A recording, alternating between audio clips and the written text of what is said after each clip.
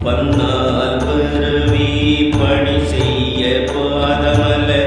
எண்ணாவும் துண்ண வைத்த பெரியோன் எழில் சுடராய் பல்நாரொரு தன்னை ஆண்டு கொண்டான் கடல் பாடி